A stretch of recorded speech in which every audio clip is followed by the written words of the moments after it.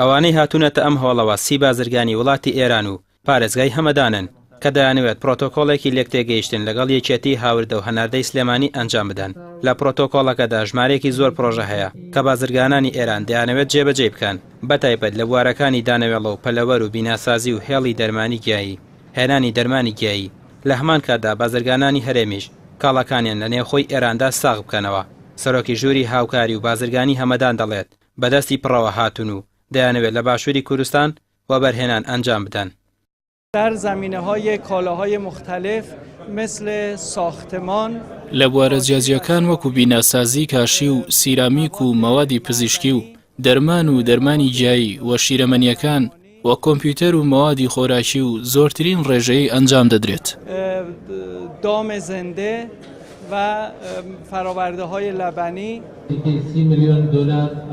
ئەوە چوارەم کۆڕبەندی ئابووریە کە لە نێوان پارێزگای هەمەدان و پارێزگای سلێمانی دەبەسترێت. بەوتەی بازرگانانی ئێران ساڵانە نزیکەی 30 ملیۆن دۆلار لە باشووری کوردستان وەبەرهێنان ئەنجام دەدەن.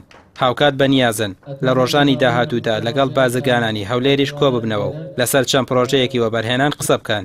یەکێتی هاوردە و هەناردەکارانی سلێمانیش دەڵێت ئەنجامدانی ڕێکەوتن لەگەڵ بازرگانانی ئێران تەکانێک بە دۆخی خراپی ئابووری دەدات، بەتایبەت لە پارێزگای سلێمانی. وەک دێشان هاتووە کە نزیکەی 30 کۆمپانیایە و ئەم کۆمپانیانەش لە 4-5 بوارە هاتوون لە باری بیناسازیە، باری خواردەمەنیە، باری پزیشکیە، باری جلوبەرگە و ئێمە ئەمڕۆ ئەتوانیکەوە لەگەڵیانە عەقدێک ببەستین بۆ ئەوەی کەوا عەقدێکی لێکتێگەیشتن بۆ ئەوەی زیاتر پەیوەندەکانمان پتەوتر بێت.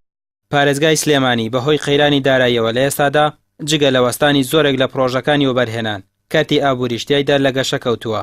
لە ئێستادا ئەنجامدانی وەبەرهێنان تیایدا سەر هەڵدانەوەی جوڵەی ئابووری بە دوای خۆیدا دەهێنێت. ڕامێ ڕوسمان، کەناڵی ئاسمانی پێام، سلێمانی.